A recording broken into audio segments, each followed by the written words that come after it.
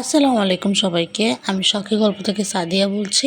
আশা করি আপনারা সবাই ভালো আছেন। তো আমি আজকে আবারও নতুন একটি ভিডিও নিয়ে হাজির হয়ে গেলাম। আজকের রেসিপিটি হচ্ছে সাবুদানার পুডিং। তো চলুন আমরা দেখে নিই কি করে সাবুদানার পুডিং বানাতে হয়। তো সাবুদানার পুডিংটি বানানোর জন্য আমি প্রথমেই দুধটাকে ভালো করে জাল করে নিব। দুধটাকে ঘন করে জাল করে নেওয়ার জন্য আমি প্রথমে 1 কাপ পরিমাণ গরুর দুধ নিয়ে নিলাম। তারপর দিয়ে দিব ডানো দুধ, তারপর দিয়ে দিব পরিমাণ মতো চিনি, তারপর দিয়ে দিব পরিমাণ মতো আগার আগার পাউডার। দুধ, চিনি আর আগার আগার পাউডার দেওয়ার সময় কিন্তু দুধটাকে ভালো করে নাড়াচাড়া করে নিতে হবে, আর না হলে কিন্তু দুধের সাথে ভালো করে মিশবে না। তো এই তো ঠিক এরকম ভাবে আমি আমার দুধটাকে ভালো করে জাল করে নিব। দেখতেই পাচ্ছেন আমার দুধটা ভালো করে জাল করা হয়ে গিয়েছে। তো এখন আমি সাবুদানা পুডিং এর জন্য সাবুদানাটি ভালো করে রেডি করে নিব।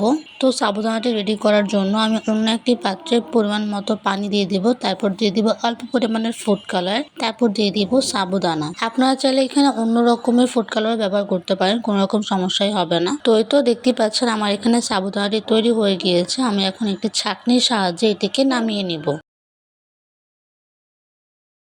ছাঁকনির সাহায্যে নামিয়ে নেওয়ার পর আমরা এটিকে ঠান্ডা পানি দিয়ে ভালো করে ধুয়ে নেব, যাতে এটি একটার সাথে একটা লেগে না যায়। তো এই তো দেখতেই পাচ্ছেন কতটা সুন্দর করে আমার সাবুদানাটি তৈরি হয়ে গিয়েছে। আপনারাও কিন্তু ঠিক এরকম ভাবে সাবুদানাটি তৈরি করে নেবেন, আর না হলে কিন্তু পুডিংটি বানাতে অনেকটাই সমস্যা হবে। আর এদিকে আমার দুধটিকে ভালো করে জাল করা হয়ে গিয়েছে। আপনারা দেখতেই পাচ্ছেন ঠিক এরকম ভাবেই কিন্তু আপনারা দুধটিকে ভালো করে জাল করে নেবেন। দুধটিকে জাল করা হয়ে গেলে তারপর দিয়ে দিব তৈরি করে রাখা সাবুদানাটি। সাবুদানাগুলো দিয়ে দেওয়ার পর আমরা এটিকে ভালো করে নাড়াচাড়া করে মিশিয়ে নিব।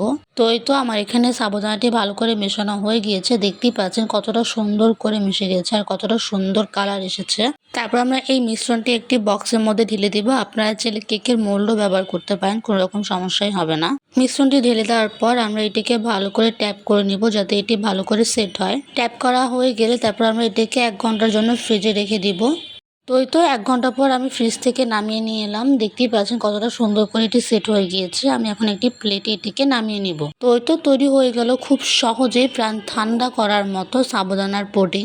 আপনারা যদি কেউ এটিকে ট্রাই না করে থাকেন তাহলে আজকেই ট্রাই করে নিন, কারণ এটি এতটাই মজার যে বলার বাহিরে। আর এটি বানাতে কিন্তু খুবই সহজ, একদমই কঠিন না। আপনারা সবাই কিন্তু এটি বানিয়ে নিতে পারবেন। সাবুদানা দিয়েও যে এতটা মজার পুডিং হতে পারে তা আমি আগে কোনোদিনও জানতাম না, যদি আমি এই ভিডিওটা না বানাতাম। তো এই তো আজকের ভিডিওটি এই পর্যন্তই। আশা করি আপনাদের এই ভিডিওটি ভালো লেগেছে। ভিডিওটি ভালো লেগে থাকলে লাইক, শেয়ার, কমেন্ট করবেন। আর ঠিক এরকম নতুন নতুন ভিডিও পেতে আমার চ্যানেলটি সাবস্ক্রাইব করবেন আর আমার পাশে থাকবেন। আল্লাহ হাফেজ সবাইকে।